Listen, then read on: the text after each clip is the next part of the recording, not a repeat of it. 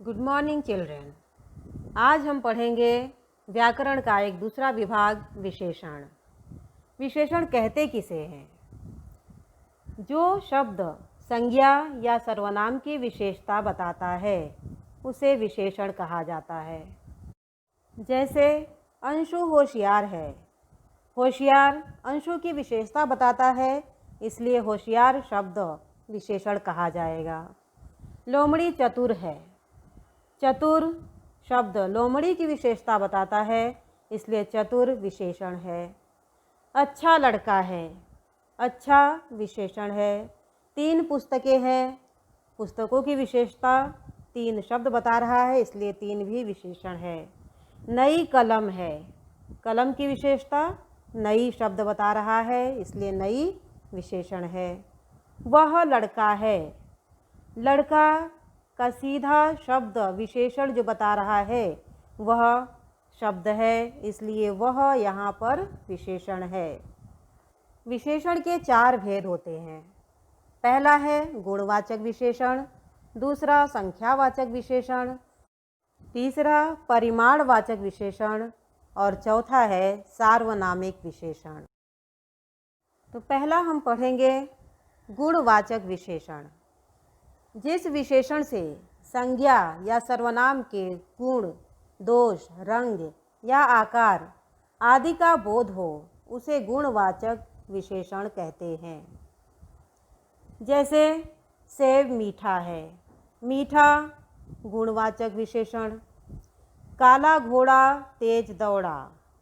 काला गुणवाचक विशेषण। तेज गुणवाचक विशेषण। वह अच्छा आदमी है। अच्छा गुणवाचक विशेषण। उसका चेहरा गोल है। गोल गुणवाचक विशेषण। गुण, दोष, रंग या आकार कुछ भी हो, हमें किसी व्यक्ति के बारे में या किसी संज्ञा के बारे में या सर्वनाम के बारे में विशेषता जब पता चलता है तो वहाँ गुणवाचक विशेषण होता है। दूसरा है संख्यावाचक विशेषण। जो विशेषण किसी संज्ञा की संख्या का बोध कराए उसे संख्यावाचक विशेषण कहते हैं। वैसे संख्यावाचक विशेषण के 2 प्रकार और भी हैं, निश्चित संख्यावाचक विशेषण और अनिश्चित संख्यावाचक विशेषण। तो पहले हम पढ़ेंगे निश्चित संख्यावाचक विशेषण। जिन विशेषण शब्दों से निश्चित संख्या का बोध हो उन्हें निश्चित संख्यावाचक विशेषण कहते हैं। 5 गाय, 10 सेब, 1 दर्जन केले निश्चित रूप से संख्या कही जाती है, इसलिए यहाँ संख्यावाचक विशेषण होता है। और उदाहरण देखेंगे। मेरी कक्षा में 40 छात्र हैं। 40 छात्रों की संख्या बता रही है, इसलिए यहाँ संख्यावाचक विशेषण है, वो भी निश्चित संख्यावाचक। कमरे में एक पंखा घूम रहा है। एक निश्चित संख्यावाचक विशेषण।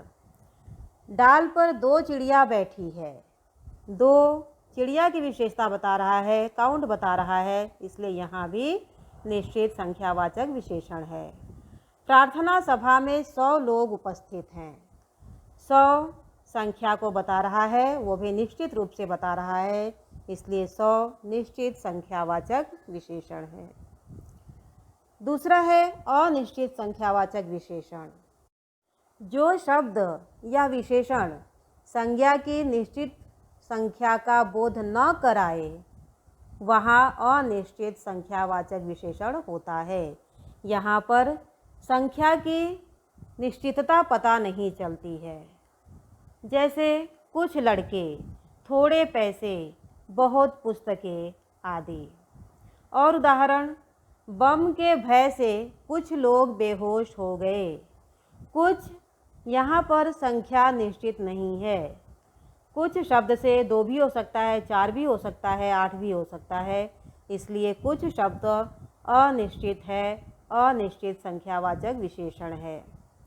कक्षा में बहुत कम छात्र उपस्थित थे। बहुत कम, बहुत भी निश्चित रूप से संख्या नहीं बताता है, इसलिए ये भी अनिश्चित संख्यावाचक विशेषण है। कुछ फल खाकर ही मेरी भूख मिट गई। कुछ संख्या नहीं है। कुछ देर बाद हम घर चले जाएंगे। यहाँ पर भी कुछ टाइम का समय नहीं ठीक से नहीं बता रहा है, इसलिए यहाँ भी अनिश्चित संख्यावाचक विशेषण है। अब आगे तीसरा है परिमाणवाचक विशेषण। ध्यान से पढ़ना है। परिमाणवाचक विशेषण गलत नहीं, कभी कभी हम परिणाम भी पढ़ लेते हैं, लेकिन ये विशेषण का नाम है परिमाणवाचक विशेषण। जो विशेषण अपने संज्ञा की मात्रा या परिमाण के विषय में जानकारी देते हैं उसे परिमाणवाचक विशेषण कहते हैं। इसमें हमें संज्ञा की क्वांटिटी का पता चलता है। इसके भी दो भेद हैं, निश्चित परिमाणवाचक विशेषण और अनिश्चित परिमाणवाचक विशेषण। निश्चित परिमाणवाचक विशेषण, इसमें जिन शब्दों से किसी वस्तु की निश्चित मात्रा का ज्ञान होता है, पता चलता है, उन्हें निश्चित परिमाणवाचक विशेषण कहते हैं। जैसे 4 किलो आटा देना। 4 किलो, किलो क्वांटिटी है, परिमाण है, इसलिए 4 किलो परिमाणवाचक निश्चित परिमाणवाचक विशेषण है। 10 मीटर कपड़ा देना। 10 मीटर, मीटर भी हम नापते हैं और इसलिए ये भी परिमाणवाचक विशेषण है। 2 सेर घी। सेर यानी किलो। 2 किलो घी या 2 सेर घी, इसे भी हम नापते हैं लीटर मीटर में, इसलिए ये भी परिमाणवाचक विशेषण है। 4 किलो चावल। 4 किलो तौलते हैं, वापस से 4 किलो क्या है, निश्चित परिमाणवाचक विशेषण है। दूसरा है अनिश्चित परिमाणवाचक विशेषण। जिन विशेषण शब्दों से वस्तु के निश्चित मात्रा का पता नहीं चलता, बोध नहीं होता, उन्हें अनिश्चित परिमाणवाचक विशेषण कहते हैं। जैसे थोड़ा सा दूध लेकर आओ। थोड़ा सा यानी कितना, पता नहीं चल रहा है, इसलिए यहाँ ये शब्द थोड़ा सा अनिश्चित परिमाणवाचक विशेषण है। नदी में बहुत पानी है। बहुत यानी कितना, 2 लीटर, 10 लीटर या 100 लीटर, तो यहाँ भी पता नहीं चलता, इसलिए बहुत शब्द क्या है, अनिश्चित परिमाणवाचक विशेषण है। मुझे थोड़ा सा खाना चाहिए। थोड़ा सा अनिश्चित परिमाणवाचक विशेषण है। लास्ट है सार्वनामिक विशेषण।